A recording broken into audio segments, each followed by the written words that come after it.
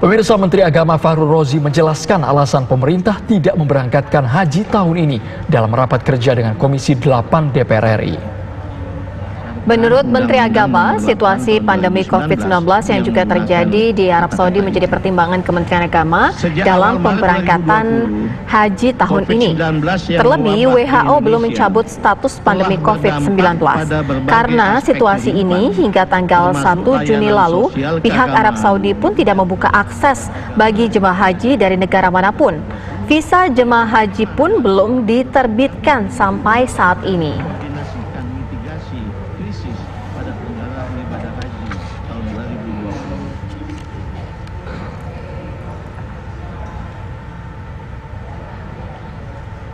Lalu bagaimana jalannya rapat kerja Menteri Agama dengan Komisi 8 DPR RI? Sudah ada rekan kami, Fahmi Dwi Sutrisno, yang akan mengabarkannya untuk ada dari DPR.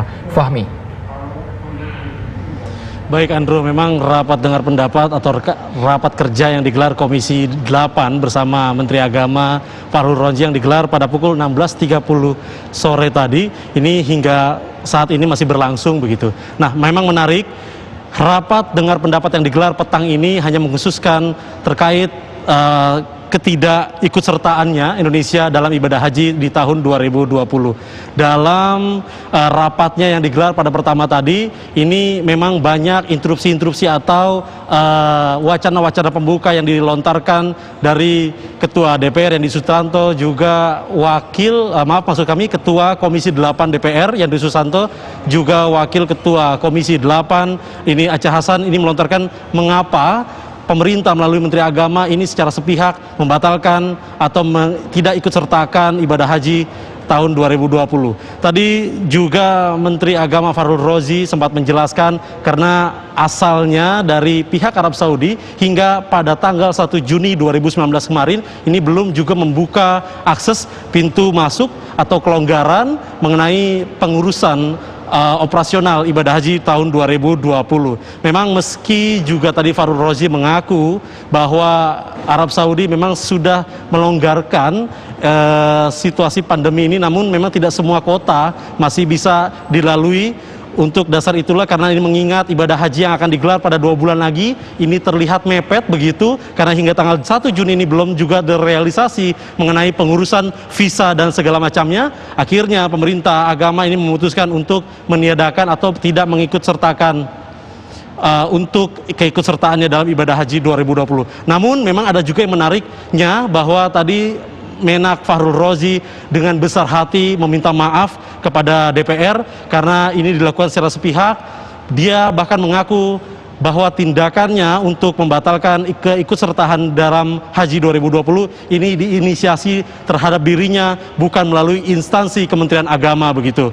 Dan memang secara terkesan mendadak dan cepat begitu, Kementerian Agama melalui Fahrul Razi memang mengambil keputusan ini hanya berkoordinasi dengan Presiden Joko Widodo tanpa melakukan rapat terlebih dahulu dengan DPR begitu.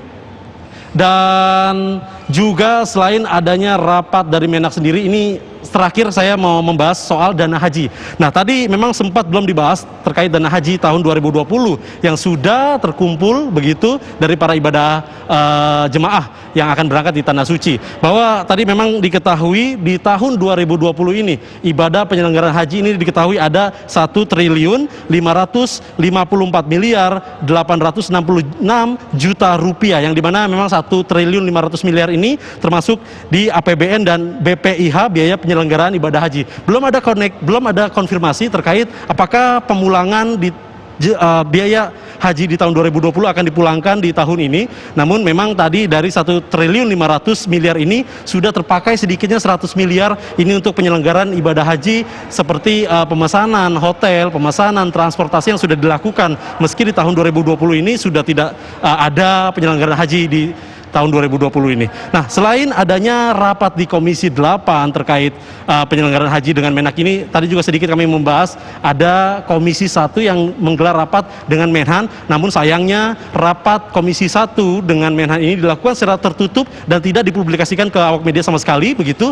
Namun ada poin yang dibahas ini terkait anggaran RPK, rancangan program kementerian dan rancangan program anggaran Kementerian Pertahanan di 2021 yang dimana ini ada penyesuaian RAPBN terhadap Kementerian Pertahanan terkait pembelanjaan anggaran pembelian alutsista, karena memang kita ketahui ini Prabowo sempat menyebutkan bahwa Indonesia akan menambah alutsista dan memperkuat di sistem pertahanan melalui